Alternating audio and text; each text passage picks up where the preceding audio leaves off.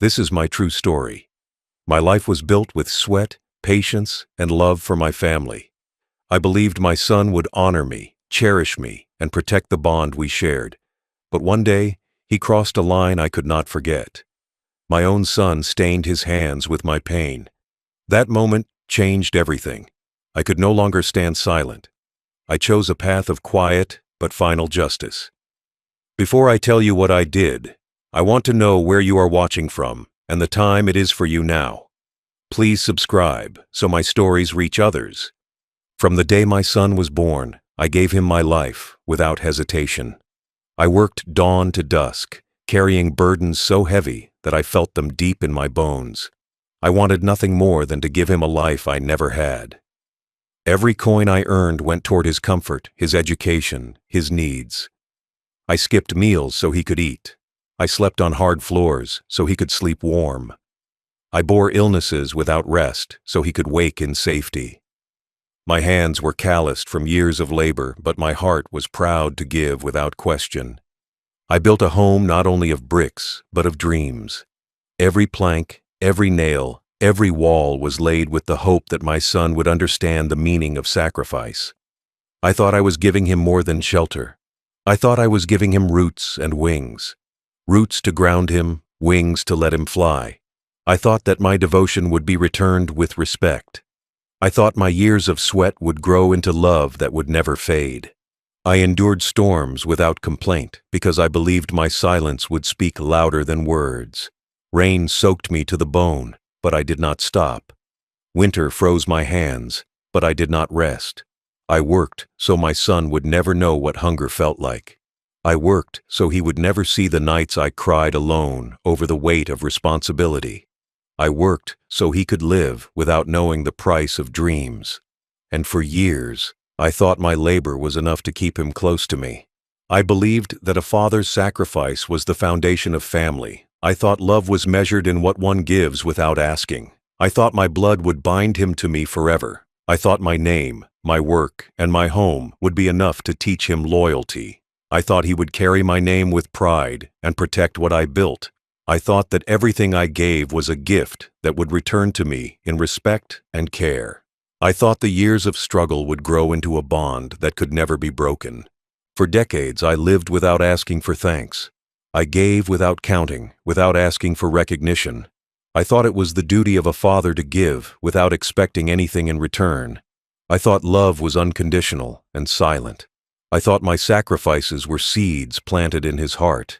And for many years, I believed they were growing. I believed my son saw me as his protector, his guide, his father. I believed that the night I laid my life down for him would be a story he would never forget. But sacrifice is fragile. Respect is earned, not guaranteed. And love, even when given freely, can be taken for granted. The years I spent working for him became invisible. The meals I skipped, the nights I stayed awake, the storms I endured, they all became part of the air, unnoticed and unacknowledged. What I thought was a foundation became dust under the weight of neglect. I began to see the cracks forming in the bond I had built so carefully. I began to notice the change slowly. My son's eyes no longer held warmth when he looked at me. His voice carried a sharpness I had never heard before. His words became dismissive. His actions became cold. He stopped listening to my advice. He stopped asking for my guidance. He began treating me like an object of burden rather than the father who had given him everything. I endured quietly, telling myself that patience would restore what was lost. But patience is not endless, and respect does not return without care. My sacrifices became silent. My words became fewer. My pride became guarded. I stayed in the background, watching the boy I raised become a man I could no longer recognize. The house I built with my own hands became a place of tension. My presence in it became a matter of tolerance rather than love. My heart grew heavier with each passing day. And still, I kept giving, because I believed giving was the only way to keep him close. I worked not for myself, but for the hope that my son would stand strong in the world. I worked for the day when he would understand the meaning of what I gave him. I worked for a legacy, believing it would be a bridge between us. I thought that the years of my life spent in sacrifice would be remembered as a lesson in love. I thought my son would look at me one day and see not an old man, but the father who gave everything without asking for anything. But life does not always reward sacrifice with gratitude. Time does not always repay patience with respect. And a father's heart can break quietly, without a sound. I learned that giving does not guarantee receiving. I learned that blood does not always protect love. I learned that a father can give his all and still be left standing alone. For all those years, I carried my sacrifice as both armor and wound. It was my strength and my pain. It was proof of my devotion and the weight of my heartbreak. I thought my sacrifices would build a bond that could not be broken, but they built something fragile instead, something that could be shattered by cruelty. And one day, I saw that cruelty in the eyes of my own son. That moment, when I understood that my sacrifice meant nothing to him, changed everything. I knew then that I could not give blindly anymore. I knew that my giving without respect had become a one-sided road. I knew that my silence had allowed cruelty to grow. I knew that if I did not act, my legacy would die with me. I knew I had to protect what was left of my dignity. I knew that the time had come to choose a different path. So I decided I would no longer give without meaning. I decided I would protect what I built, not for his sake, but for mine. I decided my sacrifice must be remembered, not erased. I decided to hold my ground and let truth be my answer. I decided that I would turn my giving into a lesson about respect, a lesson about loyalty, a lesson about the price of ignoring love. And so, I began to prepare, not with anger, but with resolve, not with loud words, but with quiet determination. I began to guard my legacy. I began to plan the day when my sacrifice would speak louder than his cruelty. I began to understand that a father's greatest gift is not just what he gives, but what he leaves behind. I began to understand that my sacrifice was not in vain, if I made sure it carried meaning. Because a father's sacrifice is more than work and endurance. It is the foundation of a family. It is the soil in which respect must grow. And if that soil is trampled, then it is not enough to simply give. One must act. One must protect what has been built. One must ensure that sacrifice becomes a legacy worth keeping. That was the moment I began to change my path. That was the moment I began to prepare for what I would do next. That was the moment my sacrifice became my decision. The first signs of cruelty were small, almost invisible at first, but they were there, like tiny cracks forming in stone. They began in the way he spoke to me, quietly at first, then louder over time. It was not just the words, but the tone, sharp, dismissive, impatient. I remember one evening, sitting at the dinner table, telling him about a problem at work. Instead of listening, he rolled his eyes and said nothing of value, as if my words were not worth hearing. That small gesture, so casual, stayed in my heart. I began to notice these moments piling up like dust on a shelf, unnoticed until they formed a weight too heavy to ignore. His cruelty did not come all at once. It began with words spoken with disregard, with mockery hidden in polite tones. At family gatherings, he would make jokes at my expense, pretending it was humor, but they cut deeper than any blade. I heard him laughing with others when I spoke, ignoring me, turning his back as if I was invisible. I heard him speak harshly about my age, about my slow steps, about my trembling hands. Each word was a reminder that he no longer saw me as his father, but as a burden he could dismiss without thought. The signs grew bolder over time. He stopped asking about my well-being. He stopped caring whether I was cold, tired, or in pain. His visits became shorter, his words colder. I began to notice how he avoided eye contact when I spoke. I noticed the way his shoulders stiffened when I entered the room. There was a distance between us now that I could not cross, no matter how I tried. I thought perhaps it was the way of a young man who wanted independence, but deep down, I knew it was something else, a growing disrespect that would not be healed with time. It was not only the words, but the actions that hurt the most. He stopped helping around the house, leaving tasks undone. He ignored the repairs I asked him to make. He treated the home we built together as if it was his to control and discard. I would watch him walk past me without a word, his eyes focused somewhere else, as if I were not even there.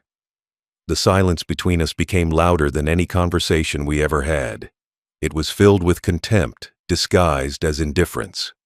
One evening stands in my mind as the moment I truly understood the change. I had worked all day repairing a leak in the roof, my back aching, my hands sore.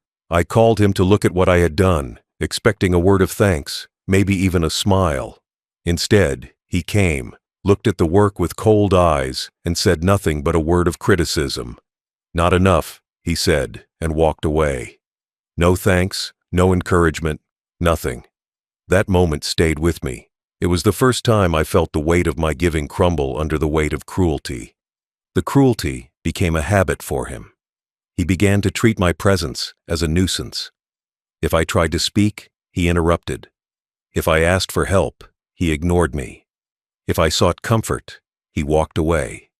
At times, he would mock the things I cherished, calling them outdated or useless. The values I had worked my life to teach him became targets for his scorn. My traditions became jokes in his eyes. My beliefs became weaknesses in his mind. Every small act of cruelty built a wall between us, and I found myself standing outside the man I once knew as my son. Even his laughter turned cruel. There were moments when I spoke of my pain, of my years of work, of my sacrifices, and instead of empathy, I was met with ridicule. It was as if my suffering gave him pleasure, as if my pain was fuel for his arrogance. I began to notice how he would smirk when I spoke softly, how he would shake his head as if dismissing me. He began to speak in a tone that made me feel small, and I began to shrink under the weight of his words. The cruelty grew in public as well as in private. At family events, he made jokes that pierced my dignity. He spoke in ways that belittled not only me, but the years I had given him. His words were not just disrespectful, they were designed to wound. I could see the glances exchanged between relatives, pity for me, confusion for him, and shame in the air that no one wanted to speak of. His cruelty was no longer a private matter. It was a spectacle, a lesson he was teaching others about the power he held over me. What hurt the most was the coldness in his eyes. There was no warmth, no hesitation, no sign of regret. It was as if he had decided I was nothing more than an obstacle, a shadow to step over. The respect I had given him unconditionally was replaced by disdain. The trust I had placed in him was replaced by suspicion. Every day, the gap between father and son grew wider, and every day I felt myself losing the boy I had raised with love. I did not answer his cruelty with anger. For a long time, I tried to meet it with patience, telling myself that he was young, that pride would fade, that love would return. I tried to explain myself quietly, to show him through my actions that my sacrifices were not weaknesses, but acts of love. But my words were met with silence, or worse, mockery. I learned that patience without respect is not strength. It is surrender. There were nights I lay awake listening to the silence he left behind, nights when I replayed our conversations, searching for the moment when things changed, nights when I questioned if I had given too much, if my love had blinded me to his growing cruelty. I realized that silence was not healing anything. Silence was allowing him to grow stronger in his disregard for me. I understood then that something had to change. I began to see clearly that cruelty is not always loud. It can be quiet, small, hidden in gestures and tones, in avoidance and laughter. It can be slow, creeping into everyday life until it becomes part of the air we breathe. My son's cruelty was quiet but persistent. It was patient and calculated. And it was shaping our relationship into something unrecognizable. I remember thinking that the boy I had raised, the boy I carried on my shoulders, the boy I worked for without rest, had been replaced by a man who saw me as nothing more than a burden. That thought burned inside me. I felt my heart fracture quietly. I knew that my patience had ended, that my giving could no longer continue in silence. My sacrifice could not survive without respect. And so, I began to prepare myself for what must come next. I knew that cruelty could not be answered with more silence. I knew that giving without meaning would make me a ghost in my own home. I knew that to protect my dignity, I would have to act. I would have to turn my sacrifice into something stronger than words, a lesson carved in truth and finality. That was when I began to plan. Not out of anger, but out of a deep need to preserve what remained of my spirit. Not out of revenge alone, but out of a desire to protect the meaning of my years. Not out of pride alone, but out of a duty to the name I had carried all my life. The first signs of cruelty had become the foundation of something larger. I knew that I could not ignore them any longer. I knew they would lead to a breaking point, and I knew that breaking point was drawing near. The cruelty that had been growing quietly over the years came to its sharpest form one evening. It was not sudden like a storm, but slow, like a shadow creeping over a day. I had felt it building, as if every word, every look, every act of disregard had been gathering in the air between us. That night, the air itself seemed heavier. The house was quiet, except for the sound of voices raised, words sharp and cutting. I had tried to speak calmly, to explain myself, but he was not listening. His face was twisted with anger, his voice harder than stone. The argument began over something small, a question I had asked, a request I had made. But in his eyes, it became a battle, and in his heart, it became a cruelty he was determined to show. I spoke softly, trying to ease the rising storm, but he would not stop. His voice grew louder, his words harsher. I could feel the shift. Respect was gone, replaced by something cold and brutal. There was no longer a son in front of me, only a force bent on breaking me. Then it happened. Without warning, without reason that I could understand, he pushed me hard against the wall. The wood pressed against my back, my breath caught in my chest. I tasted dust, felt the sharp edge of pain in my shoulder. But it was not just the physical pain that struck me. It was the weight of the action, the intention behind it. It was the realization that my own blood, the child I had carried and nurtured, was willing to harm me without hesitation.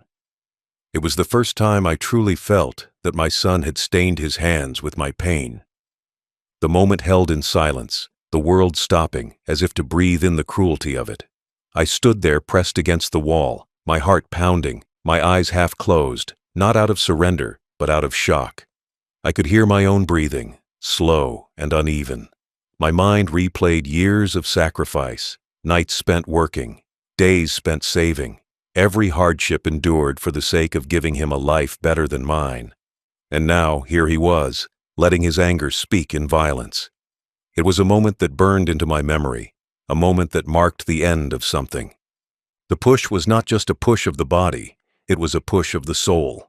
In that instant, every insult, every word of mockery, every act of coldness came rushing back to me. I realized then that cruelty does not always shout. Sometimes cruelty comes in silence, in coldness, in a single act that breaks more than the body. It breaks the trust and love that once lived between people. My son's cruelty was now physical. It was a declaration that whatever respect remained between us was gone forever. When I stood there, pressed against the wall, I did not cry out. I did not plead. I did not beg. I only closed my eyes, not out of fear, but to shield myself from seeing the truth. My eyes closed, not to hide from him, but to hide from the reality that the boy I had raised was gone, that my own flesh and blood had chosen anger and violence over love and respect. I could still hear his voice, sharp and cold, but I could no longer hear the son I once knew. The pain spread through me, not just in my shoulder or back, but deep in my heart. It was a pain of betrayal, heavier than any wound on the body. It was the pain of knowing that a lifetime of sacrifice could be repaid with cruelty, that years of giving, of building, of protecting could be answered with violence. I felt a silence descend over me, deeper than the moment itself. A silence filled with grief, with heartbreak, with a knowledge that things could never return to the way they were. In the days that followed, the image of that moment stayed with me. The wall against my back became a symbol of the cruelty I had endured. I thought often about why he had chosen violence instead of words. I thought about the years of my life that he had ignored, the lessons I had given him that he had thrown aside. I realized that his cruelty was not born of one moment of anger. It was built over time. It was grown in the soil of disrespect, watered by neglect, and hardened by pride. That cruel moment was not just about a push. It was about a breaking point. It was about the end of patience, the end of silence, and the end of hope that love alone could restore what had been lost. It was a moment that demanded a response, a moment that would shape the rest of my life. I knew then that I could not return to the way things were. That moment had changed everything. I sat alone that night, feeling the pain not just in my body, but in my soul. I thought about the years I had carried him on my shoulders, the nights I had stayed awake worrying about his future, the sacrifices I had made so he could have more than I ever had. And now, here I was, feeling the weight of his anger pressing into me. It was a pain unlike any other, because it came from someone I had loved without limit. The cruelty in that moment was not just physical. It was a turning point in our relationship. It was a statement that he no longer saw me as his father, as someone to respect, as someone to love. It was a statement that he saw me only as an object, something to push aside when it suited him. I understood then that respect is not given by blood alone. Respect must be earned every day, and he had chosen not to earn it. The moment stayed with me, long after the pain faded. It became a memory I could not erase. It became a truth I could not ignore. It became the foundation of my next step. I knew that silence would no longer serve me. I knew that patience had run its course. I knew that the cruelty I had endured demanded a response, not in violence, but in a way that would mark the end of his power over me. That night, as I lay awake nursing my aching body, I began to form the plan that would follow.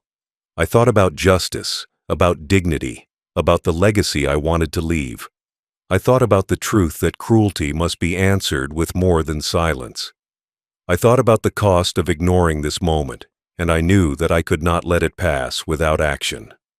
The cruel moment was a turning point. It was a moment when I closed my eyes to pain and opened my mind to resolve. It was a moment that burned itself into my memory and shaped my purpose. I knew that I could not undo the past, but I could change the future. I knew that the cruelty that had stained that night could be answered with truth, and that truth would be my weapon. And so, that night, I closed my eyes to the pain, but opened my heart to what was to come. I understood then that my next steps would not be born of revenge alone, but of justice. That cruelty could be answered with something stronger than anger, that the end of patience could become the beginning of a lesson he would never forget. After that night, silence became my closest companion. I sat alone in my room, the quiet heavier than any noise I had ever heard. The walls seemed to close in around me, carrying with them the memory of that cruel moment when my own son had pushed me against the wall. It was not just the physical weight of his anger that lingered. It was the weight of betrayal, a burden far heavier than any body could carry. I found myself replaying the night over and over in my mind, each moment a sharp echo, each movement of his hand a mark burned into my memory. The silence was not empty. It was filled with questions I could not answer, with a grief that wrapped itself around my heart like a cold chain. Why had he chosen violence? Why had he chosen cruelty over conversation? Why had he forgotten every sacrifice I had made for him? These questions echoed in the darkness, louder than the sound of my own breathing. My heart felt heavy with the weight of years spent giving everything, only to be repaid with pain. I thought about my life with him, about the years I had spent building a home where he could grow without fear. I remembered my hands working long hours, calloused and aching, to give him a life I had never known. I remembered sleepless nights, skipping meals so he could eat, working through illness so that he would never know hunger. Every brick in our home was placed with love.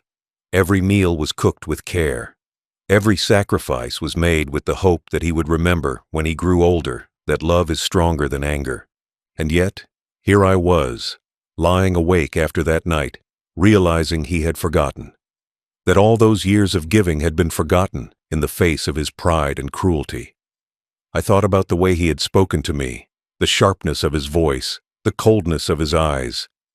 I thought about the laughter that had turned into mockery, the respect that had turned into disregard. I realized then that his cruelty was not just a moment, it was a pattern, a truth I could no longer ignore. I sat for nights thinking, not of how to respond with anger, but of how to respond with justice. I thought about the nature of cruelty and what it does to the soul of a man. Cruelty does not just harm the body. It destroys trust. It breaks bonds. It leaves wounds deeper than any blade could cut. And this cruelty was not born in a single night. It was built over years. Every moment of disrespect, every ignored word, every laugh at my pain had been building toward this. And now, the moment had come when silence could no longer protect me. There were times I wanted to speak, to tell him everything I had felt, to remind him of the years I had given without asking for anything in return. But I knew words would fall on deaf ears. His pride was too strong, his arrogance too deep. He would hear only what he wanted to hear, and my words would be lost in the noise of his anger. So I kept my silence, not out of weakness, but out of preparation. I let the pain sink deeper so that I could see clearly what my next step should be. The nights became my teachers.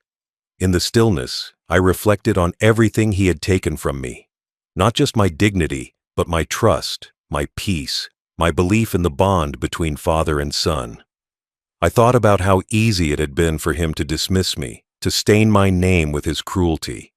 And I understood that my answer could not be simple. It could not be a shouting match or a moment of retaliation. It had to be lasting. It had to be something that would speak louder than words, something that would teach him a lesson that cruelty could never erase. I thought about the cost of action and the cost of silence. Silence would protect me in the short term, but it would not restore my dignity. Action carried risks, but it also carried the chance to restore balance. I knew then that I had to make a choice, not to let his cruelty define me, but to define my own response. The years of giving had given me strength, the years of sacrifice had given me patience, and the years of pain had given me clarity. I knew exactly what I must do. I thought about truth and how powerful it could be when placed in the right hands. Truth could break pride, expose arrogance, and strip cruelty of its power. I thought about justice, not as vengeance, but as the rightful response to betrayal. I understood that my answer would not be in returning cruelty with cruelty. That would only sink me to his level. My answer would have to be something greater, something that would stand the test of time. And so I began to plan. My mind became a workshop where I laid out every step, every detail. I thought about how to gather proof, how to keep it safe, how to make sure it could never be ignored. I thought about the moment when the truth would be revealed, and how it would be felt, not just by him, but by everyone who knew us. I thought about how this moment of cruelty could be transformed into a moment of justice. In the silence of those nights, I let go of the bitterness. I let go of the anger that had burned within me. What remained was clarity and resolve. I knew my pain was not something to hide, but something to use. I knew my dignity was not something to protect quietly, but something to restore boldly. I knew my silence was not the end. It was the preparation for what was to come. I thought about my son's future and how it was built on the choices he had made. I realized that his cruelty had given me the choice to shape his future as well. I could let him continue unchallenged, or I could take away what he held most dear, not in anger, but in justice. I knew that whatever I chose would echo far beyond that night, beyond our home, beyond even our lives. And so I chose. I chose not to speak in the moment, not to react with rashness, but to sit quietly, to build my strength in silence, to prepare for the moment when the truth would speak louder than words. I chose to turn his cruelty into the foundation of my answer. I chose to make sure that the moment when he stained his hands with my pain would become the moment when I reclaimed my dignity and wrote his fate. That night, I lay awake, not with anger, but with peace in the certainty of my choice. I understood then that cruelty, once seen clearly, must be answered with courage. I understood that pain can be the seed of change if tended with care. I understood that my silence was not weakness, but the calm before the action that would define the rest of our lives. I closed my eyes not to forget, but to see clearly. I closed my eyes not to surrender, but to prepare. And in the silence that followed, I made the decision that would change everything. When the days of reflection ended, what remained was clarity. I understood that the moment had passed for words.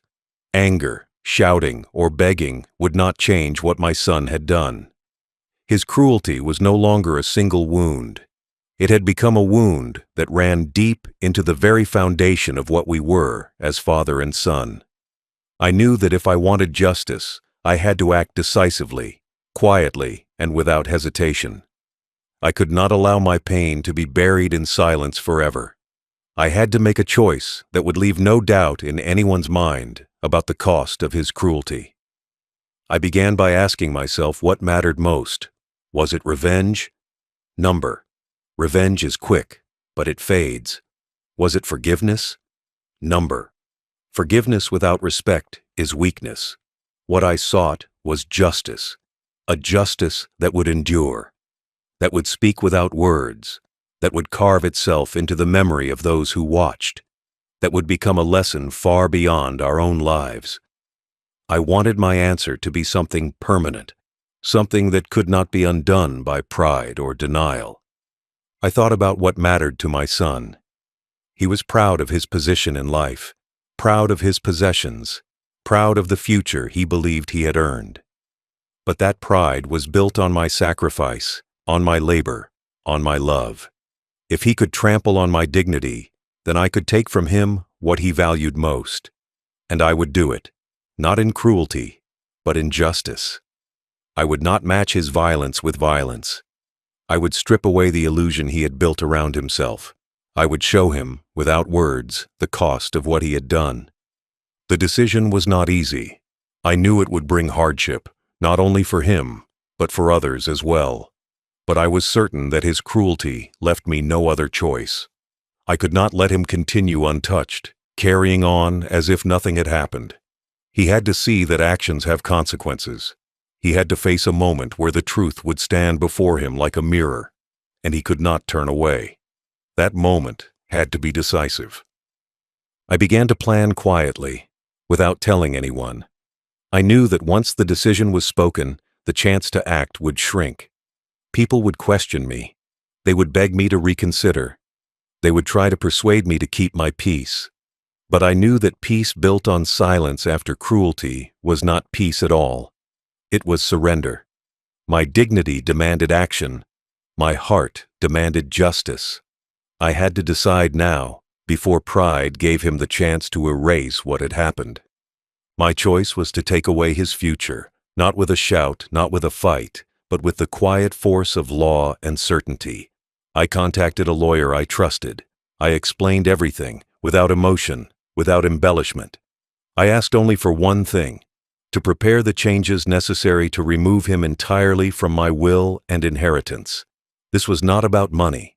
This was about the principle of respect, about ensuring that he could not benefit from what he had disregarded, mocked, and destroyed. The lawyer was patient. He asked questions, explained risks, and made sure I understood the gravity of my decision. But I had already made up my mind. This was not a matter of whim. This was the final step in a process that had begun the night he closed my eyes with his cruelty.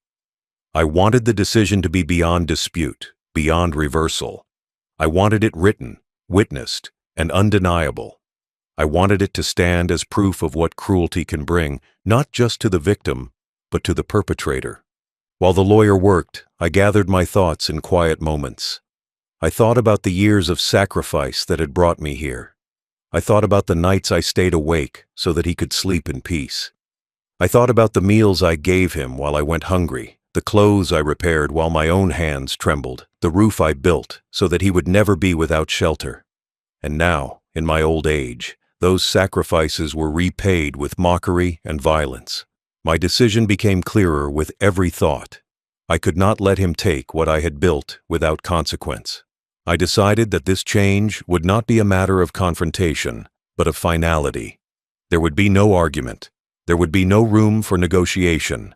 The papers would be prepared quietly, signed quietly, and sealed quietly. The moment of truth would come, not with noise, but with certainty. The world would know not through shouting, but through action that could not be denied. My answer would be the silence that follows a door closing forever. Part of the decision was also about legacy.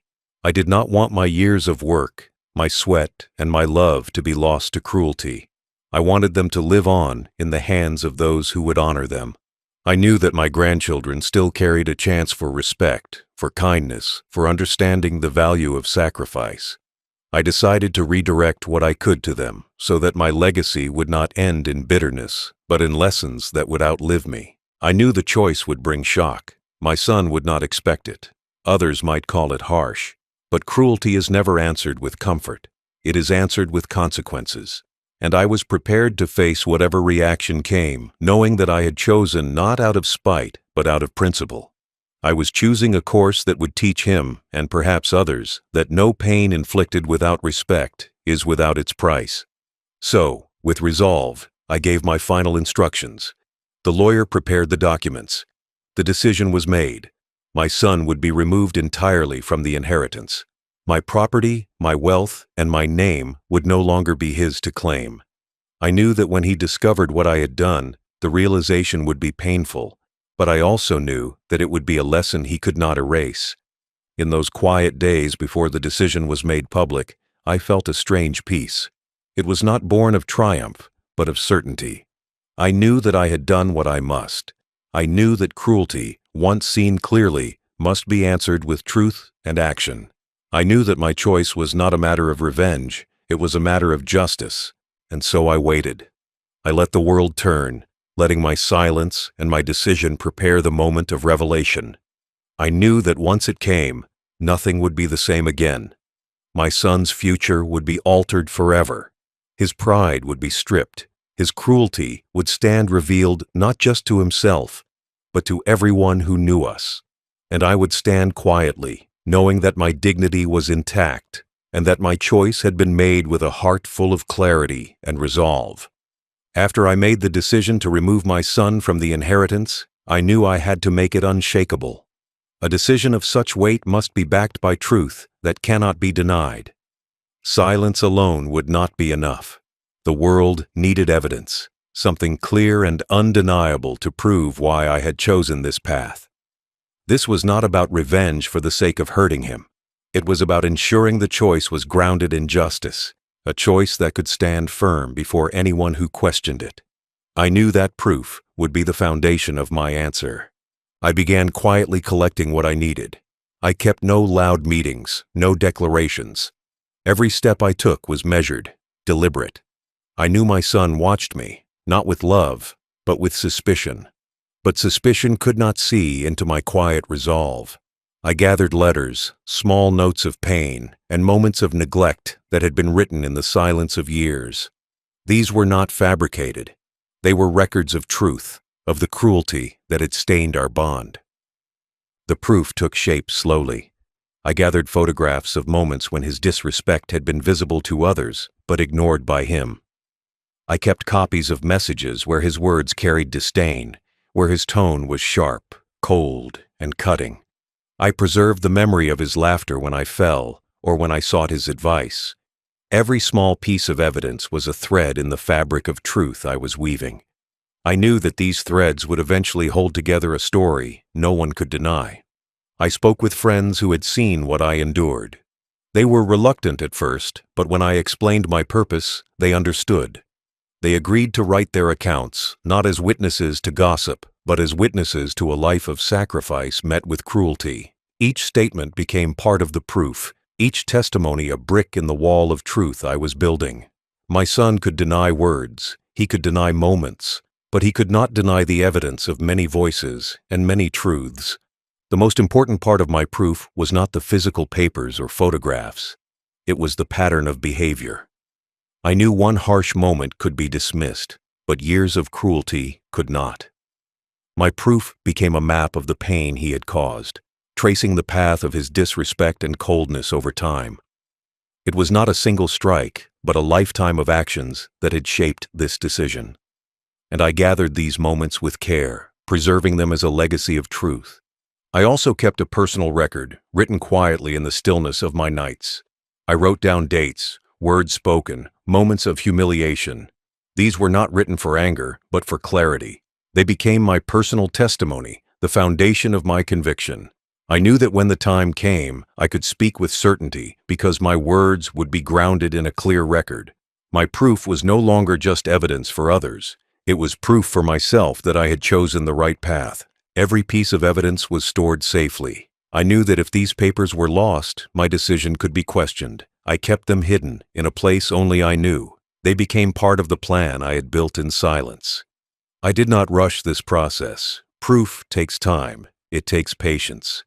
I waited until I was certain I had everything needed to ensure my decision could not be challenged. There was also a quiet strength in collecting proof.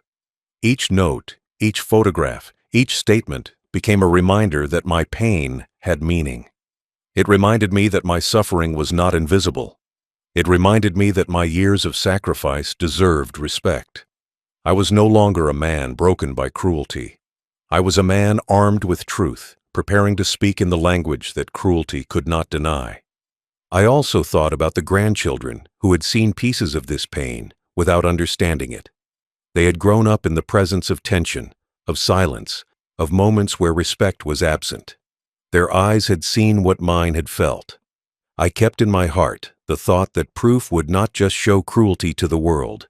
It would teach them the importance of respect, the value of dignity, and the cost of breaking bonds. Collecting proof was not easy. It required patience, discretion, and courage. I had to resist the urge to confront him directly at every moment, to prove my point in anger. Instead, I worked quietly, letting the evidence grow in strength. I understood that when the day of revelation came, the weight of the truth would speak louder than any cry or argument. The proof would stand as a silent, unshakable judgment. As I gathered proof, I also thought about what it would mean when it was revealed. I imagined the faces of those who had doubted me, who had believed his words over mine. I knew the proof would change their minds. I knew it would shift the balance of respect back in my favor.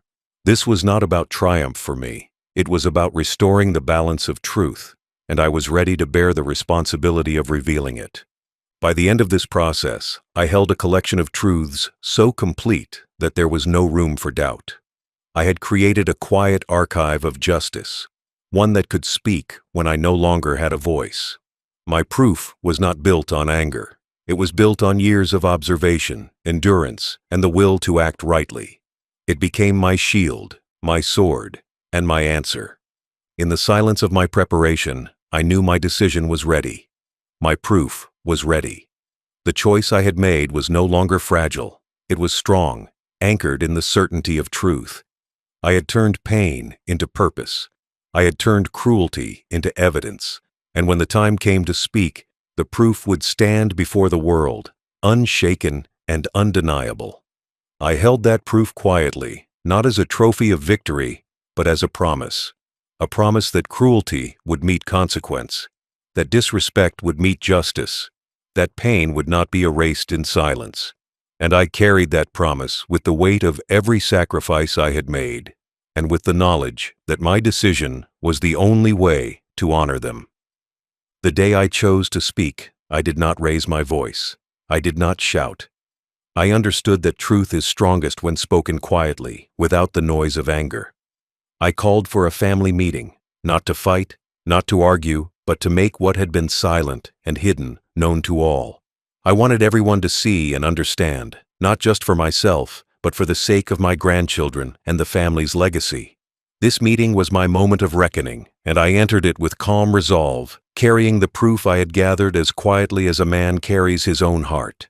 I asked them all to gather. There was no drama, no accusation at the start. I stood and looked around the room, at faces that held curiosity, doubt, and suspicion. My son's face was guarded, but I saw the slight tension in his shoulders. He knew, even if he pretended not to, that something was coming. I spoke slowly, letting silence fill the spaces between my words. I did not hurry, for I knew that truth cannot be rushed.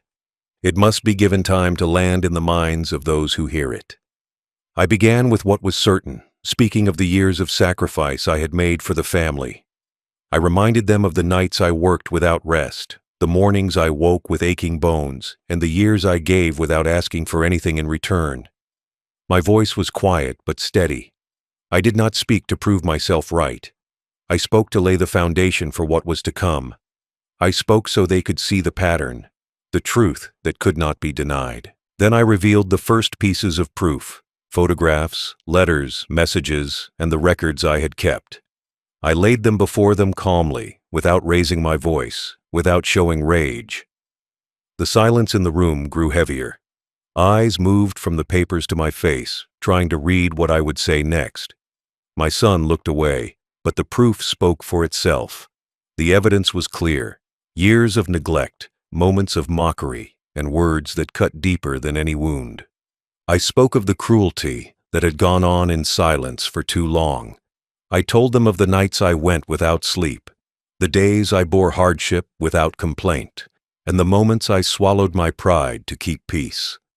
I told them of the laughter he gave when I suffered, the words he spoke that stripped me of dignity, and the times he closed his ears to my pain. My voice did not waver, for I knew that every word carried the weight of my life. When I reached the heart of my speech, I explained the decision I had made. I told them calmly that I had removed him from my will. I told them that his inheritance, the future I had built for him, would no longer be his. I said this not as a punishment in anger, but as a statement of truth. I explained that respect is earned, and when it is lost, the consequences follow. I told them I had entrusted his future to those who would honor the bond of family, his own children. I showed them the signed papers, the names of his children, their signatures sealed as witnesses to the choice I had made. They looked at me in silence, some with shock, others with understanding. My son's face was a mixture of disbelief and anger, but I did not react to him. I let the proof and the decision stand between us. My son did not speak, and in that silence, the truth settled like dust that cannot be stirred. Relatives murmured softly, their voices carrying a mix of shock and understanding. Some turned to my grandchildren, who sat quietly, holding the papers that bore their names. Their innocence was a quiet witness to the moment, a witness to the turning point in our family's history. I knew they did not fully understand the weight of what they had signed, but they had become part of the truth I was revealing. And in their hands, the proof was complete. I did not dwell on the cruelty of my son. I spoke of it only enough to explain why I had acted. My words were not meant to humiliate him further. They were meant to make the reason clear so that no one could later say my choice was made in haste or malice. I had chosen this path because cruelty had stained my life, and I could not allow that stain to pass on without consequence. My voice carried this conviction quietly, without a cry, without a plea. The meeting ended in silence. No one spoke immediately. The weight of the revelation hung in the air like a shadow. My son stood, his pride shattered, his voice caught in his throat. He looked at me, and I saw the mix of anger, disbelief, and shame in his eyes. I did not meet his gaze. I had said what I needed to say. The proof was clear. The choice was made. And now, there was nothing more to add. As the room emptied, I felt no rush. I remained seated, letting the silence speak louder than words. I understood that the impact of this moment would not be measured in days, but in years. This revelation was not the end. It was the beginning of a lesson my son would carry for the rest of his life. And that lesson was written not in anger, but in the quiet certainty of truth. That night, as I lay in my room, I thought about what had happened. I thought about the weight of the evidence, the courage it took to reveal it, and the strength it gave me. I knew my son would speak of this moment for years, but he would never undo it. His future was sealed by the proof I had gathered, by the quiet justice I had chosen to deliver. The revelation was not about revenge, it was about truth. It was about showing my family that cruelty has a cost and that dignity cannot be bought back once it is lost. I had chosen to act not with anger, but with proof, so that no one could ever doubt the reason for my choice. And in that quiet meeting, the truth had been spoken. I understood then that the proof was not just my protection, it was my gift to my grandchildren. I had shown them the power of truth, the weight of respect, and the cost of cruelty. They had signed those papers not knowing fully what they meant, but in time they would understand. And in that understanding, my choice would live on. The revelation was complete. My son's fate was decided. And in that silence, I found peace. I had acted with purpose, with proof, and with the quiet strength of a man who had endured too much to let cruelty go unanswered. The moment the revelation settled in, the air in the room felt heavier. No one moved for a long time. No one spoke. Faces that had been filled with curiosity now carried shock, disbelief, and something deeper, the beginning of understanding. My son stood frozen, as if the ground beneath him had been pulled away. The man who had once carried himself with arrogance now seemed smaller, his voice caught somewhere between denial and shame. His pride, which had been built over years of defiance and mockery, cracked in that silence, and I could see it breaking piece by piece. Around us, whispers began to rise. They were soft at first, but they grew louder. Relatives exchanged glances, some nodding subtly, others lowering their eyes in quiet agreement. I did not need them to speak loudly to know that they understood. The proof had spoken for me. It had told a story that words could not undo, and the signatures of his own children gave it a weight no argument could counter. It was not just my word against his. It was documented truth, and truth cannot be erased by pride or anger. I noticed the faces of my grandchildren in the crowd. They sat quietly, holding the papers they had signed without fully knowing what they meant. Their eyes were wide, and there was something in their silence that said they sensed the weight of the moment. I understood then that this was no longer about me and my son alone. This was about the lesson my family would carry forward. It was about showing them that cruelty has a cost, and that respect is not a gift to be taken for granted. My son finally spoke, though his voice was low and trembling. He asked questions without words, his gaze fixed on me, but never reaching my eyes. There was no anger in his voice now, only confusion and disbelief. I did not answer him. I had nothing to say beyond what had been revealed. My silence was louder than any defense he could muster. It was a silence filled with certainty, the certainty that his time of taking without giving had come to an end. Relatives moved closer, speaking softly among themselves. Some offered words of support to me, others to him, but all were careful. They knew this moment was fragile, that the weight of what had been revealed could break more than just pride. The truth I had placed on that table had changed the course of our family's history. There was no turning back. My son was no longer just a man who had wronged his father. He was a man who had been shown, in front of those he loved, the cost of cruelty. I watched him then, not with anger, but with something deeper, a quiet resolve that comes from knowing you have acted with purpose. His shoulders sagged, and his eyes avoided mine. I could see the shift in him, though I did not speak of it. His arrogance had been replaced with silence, and in that silence was the first taste of regret. I did not need him to confess. His silence was a confession in itself. The murmurs around the room grew stronger. Some spoke of justice, some of loss, and some of lessons learned too late. My son's children whispered among themselves, their voices low, but filled with the weight of understanding. They looked at me not with fear, but with a quiet respect. In their eyes, I saw the knowledge that the man before them, their grandfather, had made a choice to protect their future over the pride of their father. My son's face was pale now. I could see the fight leave him, replaced by something that looked like defeat. He did not speak again. He knew there was nothing left to say. The papers, the signatures, the proof, they were unshakable. The family had witnessed the moment where the balance of power had shifted. It was no longer his to control. My voice had not raised, yet my choice had spoken louder than any argument ever could. I felt a sense of peace in that moment, though I knew the road ahead would not be easy. The fallout would reach far beyond that room. My son would carry the weight of that day for the rest of his life. The whispers of relatives, the looks of his children, and the absence of the inheritance would be his constant reminder. And perhaps, in that weight, he would find the lesson I hoped to teach, that cruelty leaves a wound deeper than any blow, and respect is not something to be taken lightly. As the meeting ended, people left quietly. Some offered a nod of support to me, others avoided my gaze. My son stood for a moment longer, looking at the papers on the table, and then turned and walked away without a word. I did not follow him. I let him go. I knew the truth I had spoken would follow him far longer than my voice ever could. I left the room quietly, holding my dignity, letting silence be the final echo of my choice. Outside the house, the air was still. The day had grown heavy with unspoken truths and silent reckonings. I walked slowly, my steps deliberate.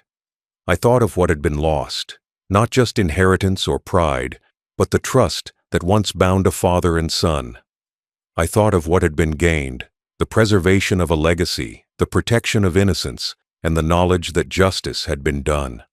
The fallout of that day was not immediate in loud scenes or shouting. It was quiet, slow, and deep. My son would feel it every time he looked at his own children, every time he thought of the home he had lost. And that was the kind of justice I wanted. Not one born of violence, but of truth, carried quietly and indelibly in the hearts of those who mattered most. For me, the fallout was not about revenge. It was about closure. It was about removing the weight of silence I had carried for too long. It was about showing my family and my grandchildren that when cruelty is met with truth, pride falls. That day was not the end of our story. It was a turning point, and the fallout was proof that I had chosen wisely. I walked away knowing I had kept my word, my dignity, and my legacy intact. My son was left with silence, shame, and the truth of his own cruelty. The family carried with them the lesson I had placed before them in that quiet, painful moment, that respect must be earned, cruelty has consequences, and truth is the most powerful inheritance of all. And in that silence, I found peace. After the storm of revelation had settled, there was still a heaviness in the air that could not be carried away with words. I stood quietly, watching the faces around me, knowing that my choice had left an impact deeper than any argument could. There was no applause, no cheer, only a quiet recognition of what had been done. I had stripped my son of his future, taken away what he had believed was his right, and placed the weight of truth in front of him forever. And now, there was nothing left for me there except to walk away. Walking away was not an act of defeat. It was an act of peace. I understood that this was not a battle to be won by shouting or by showing force. The battle had been won the moment the truth came to light. I had given my son no words to fight with, no path to escape. I had let the proof, the signatures, and the weight of his own actions speak for themselves. My escape was not from him, but from the chains of pain I had carried for decades. I was free now, not because I had forgiven, but because I had acted. The steps I took after that day were deliberate. I left the house quietly, not looking back. The sound of my footsteps on the old wooden floor felt heavier than before, not from the weight of anger, but from the weight of finality. I had chosen the path of truth over bitterness. I had decided that my own dignity and the legacy I wanted to leave could not be built upon continued conflict. The silence I carried with me became my shield and my comfort. In that silence was the power of the decision I had made. Outside the home, the world seemed different. The air felt colder, sharper, as though it too understood the gravity of what had just passed. I walked slowly down the path I had walked countless times before, each step carrying the echo of years I had spent building a life for my family. That path now felt changed, not because the land was different, but because my place in it had changed. I had cut the ties that bound me to my son's cruelty. I had given myself the freedom to walk away, leaving him to face the life he had chosen. There was no rush in my escape. I did not hurry away to prove a point. I walked steadily, with a calm that surprised even me. I had no need to watch him suffer further. His own conscience would do that for him. I had no need to explain my actions to the world. They had seen, they had heard, and they had understood. The whispers would follow him, the shame would follow him, and the truth I had revealed would follow him for the rest of his life. My escape was not from him. It was from the burden of enduring cruelty without justice. As I moved further from the home, I thought of my grandchildren. They had been witnesses to this moment, innocent yet powerful in their own way. They had signed the papers without fully understanding what they meant, yet they had carried my choice with them into the future. My escape was also for them, an escape from allowing the cycle of disrespect and cruelty to continue. I wanted them to know that the price of cruelty is far greater than they might imagine, and that respect is worth guarding with truth. The quiet that followed me was a comfort. There were no loud goodbyes, no dramatic confrontations. I let the moment rest, knowing that my act had been heard in the silence. My escape was a choice to preserve that silence, to allow it to carry the weight of justice rather than words. The truth had been spoken in the papers, in the signatures of the innocent, and in the faces of those who had seen what had happened. My steps became lighter as I realized that I had given myself closure. I did not look back as I walked away, not because I had no emotion left, but because I had chosen to leave behind the pain. My son's voice, his shame, and his silence were all left in that house. I had done what I could to protect what mattered most, my legacy, my dignity, and the lesson I wanted my family to carry forward. My escape was a quiet victory, one that did not need to be shouted to be heard. It would be carried in the hearts of those who had seen the truth. As the distance grew between me and the home, I felt something settle inside me. It was neither anger nor sadness, but peace. Peace born from the certainty that I had acted rightly. Peace from knowing that I had taught my son a lesson that would not be forgotten, and peace from leaving him to face the consequences of his own actions. My escape was not from punishment, but from the endless cycle of cruelty that had once defined our relationship. I walked away to end it. The road ahead was unknown, but I did not fear it. I had walked many roads before, and each had taught me something about endurance, sacrifice, and truth. This road was different because I carried with me the certainty of my choice. My escape was a path to healing, not just for me, but for my family. I had preserved my dignity and left behind the burden of injustice. I had replaced cruelty with truth and silence with peace. And so I walked away, slowly, deliberately, without regret. I left behind more than a house, a name, or a memory. I left behind the pain that had once been my burden, and I took with me the peace that comes from knowing that I had acted in truth. My escape was not the end of a story, but the beginning of a lesson. A lesson for my son, for my family, and for the generations that would follow. In my escape, I found freedom. Freedom from bitterness, freedom from anger, and freedom from the weight of cruelty. My steps became a prayer, a quiet testament to the truth I had chosen to live by. I knew my son would remember that day forever. I knew the silence I carried would speak louder than any words I could have said. And in that silence, I found my peace. Now, as an old man, I speak of that day with a quiet voice, not because my anger has faded, but because time has taught me that peace comes not from shouting, but from understanding. I look back on my life with no regret for what I did, only gratitude that I found the strength to act before silence became my prison. I learned that cruelty cannot be answered with kindness alone. Sometimes truth must be delivered as a quiet but irreversible act, a choice that shapes not just the present, but the future for generations. I have thought often about what drove me to that moment, when I chose to take his future and give his children the power to seal it. I think it was the years of being pushed aside, of hearing laughter where there should have been respect, of feeling the sting of words sharper than any blow.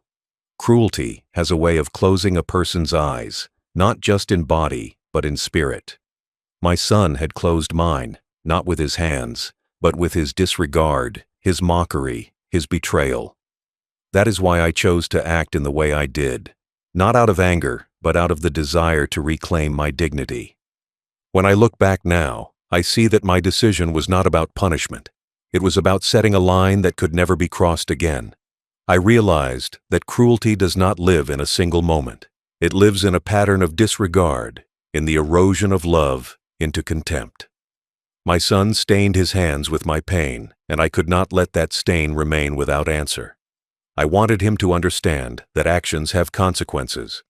I wanted him to face the truth, even if that truth was written in silence and sealed with signatures. In the quiet of my old age, I speak to my grandchildren often about respect and honor. I tell them that a family is built on trust, and trust is fragile. I tell them that what I did was not revenge in the way the world might see it, but justice shaped by years of sacrifice and broken bonds. I tell them that cruelty must be answered with courage, and sometimes courage means letting go of everything, including a son's place in your life. It is not an easy lesson to teach, but it is one that must be learned. I have watched my grandchildren grow with the knowledge of that moment. They carry with them an understanding that respect is something they must choose to give, not something they inherit without care. They have seen that the bonds of blood are not enough to hold a family together when cruelty poisons the heart. And perhaps that is the greatest lesson I leave behind, that love without respect is not love at all. My son forgot this truth, and in forgetting, he closed my eyes to him forever. I reflect also on what I gave them by my choice. I gave them clarity. I gave them protection. I gave them the lesson that cruelty leaves scars deeper than wounds, scars that can never be healed unless truth is faced. I gave them a story of a grandfather who chose to protect dignity over comfort, who chose silence over noise, who chose peace over vengeance. My hope is that they will carry this story with them as a shield against the cruelty they will inevitably face in life. There are days when I wonder if my son will ever understand what I did. Will he see that I was not acting out of hate, but out of love for what was left of our family? Or will he forever see my decision as betrayal? Perhaps he will never forgive me, and perhaps I never expected him to. Forgiveness was never the point. The point was truth. The point was to draw a line between cruelty and respect, between what was acceptable and what was not. I drew that line with the signatures of his children and the permanence of the papers that removed him. Now, my days are quieter. I walk slower. My voice is softer. I have lived long enough to know that peace comes not from the absence of pain, but from the presence of truth. My son's cruelty closed my eyes to him, but it opened my eyes to what must be done when respect is lost. I have found comfort in knowing that I acted in accordance with my own principles, and that my choice was made not in haste, but with the weight of years of reflection. I tell myself that the man I was then is the man I remain today, a man who values dignity above pride, who values truth above comfort, who values respect above everything else. I look back on my life not with bitterness, but with the knowledge that I left behind more than possessions. I left behind a lesson carved in silence and sealed in truth. I left behind a story that my grandchildren will carry forward, a story of justice without violence, of peace without compromise. And so, when I speak now, I speak without regret. I speak with the calm of a man who has faced cruelty and found the courage to answer it without losing himself. My son stained his hands with my pain.